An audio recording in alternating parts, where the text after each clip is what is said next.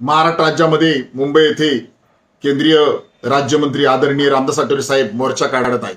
त्या मोर्चाची प्रमुख मागणी आहे की महाबोधी विहार बौद्धांच्या ताब्यात मिळाली पाहिजे. 1949चा बीटी ऍक्ट कायदा रद्द झाला पाहिजे ही सुद्धा मागणी आहे. परंतु आठवले साहेब समाजामध्ये अशी चर्चा आहे की आपण मंत्री आहात तरी सुद्धा अजूनपर्यंत ही मागणी आपली पूर्ण केलेली दिसत नाही. देशाचे पंतप्रधान माननीय नरेंद्र मोदी साहेब ज्यावेळी जगात जातात त्यावेळेस सांगतात हा देश तथागत गौतम बुद्धांचा आहे. ज्यावेळेस निवडणूक येते भारतामध्ये कोणत्याही राज्यात किंवा देशाची त्यावेळेस सतत ते सांगतात, सतत संविधान निर्माता महामानव डॉक्टर बाबासाहेब आंबेडकर यांचं नाव घेतात. परंतु जर पाहिलं तरी 11 वर्षामध्ये राम मंदिर झालं अशी समाजामध्ये चर्चा आहे. परंतु संविधान निर्माता महामानव डॉक्टर बाबासाहेब आंबेडकर यांचं राष्ट्रीय स्मारकाचं काम मुंबई इंदू मिल येथे चालू आहे. हे काम अजूनपर्यंत पूर्ण झालेलं नाही अशी समाजामध्ये चर्चा आहे. दीक्षाभूमी येथे मध्यंतरी भूमिगत पार्किंग याच सरकारने केली होती सुशोभीकरणाच्या नावाखाली. याला आंबेडकरवादी समाजाने आंबेडकरी समाजाने विरोध केला होता, तीव्र विरोध केला होता.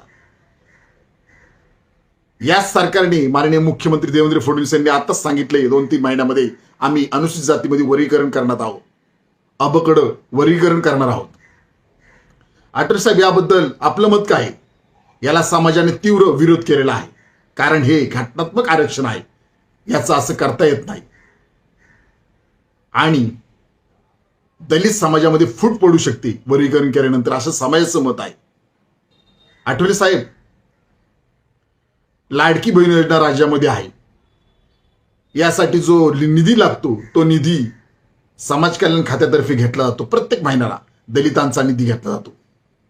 जाणीवपूर्वक हे केलं जातं, जाणीवपूर्वक दलितांना त्रास दिला जातो. बार्टीच्या माध्यमातून दलित विद्यार्थ्यांना फेलोशिप मिळते.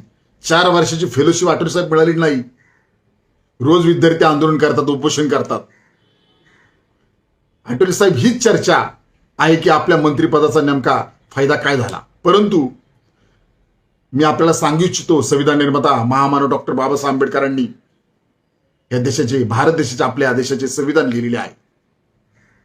ज्या वेळेस समाजाला न्याय मिळत नाही असं वाटत असेल त्यावेळेस डॉक्टर बाबासाहेब आंबेडकरांनी मंत्रिपदाचा राजीनामा दिलेला आहे. हे आपल्याला माहीतच आहे साहेब.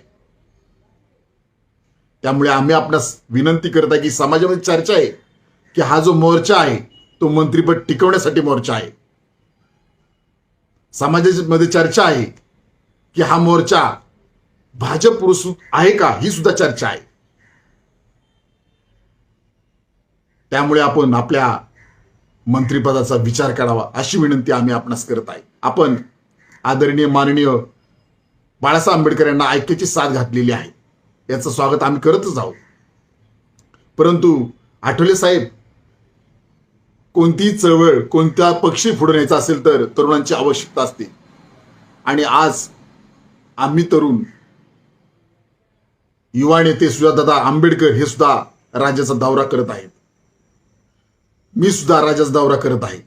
त्यामुळे मला आणि सुजातदादा यांना विश्वासात घ्यावे अशी विनंती करत आहे. कारण आपल्याला सुद्धा आठवले साहेब रासू गवे यांनी तुम्ही तरुण असताना तुम्हाला विश्वासात घेतलं होतं चळवळ पुढे नेण्यासाठी. त्यामुळे आम्हाला सुद्धा विश्वासात घ्या.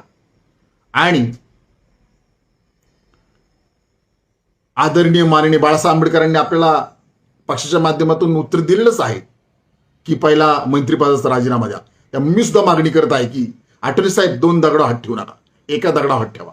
एकतर मंत्रिपद निवडा नाहीतर समाज निवडा अशी मागणी आम्ही आपणास करत आहे, अशी विनंती आम्ही आपणास करत आहे.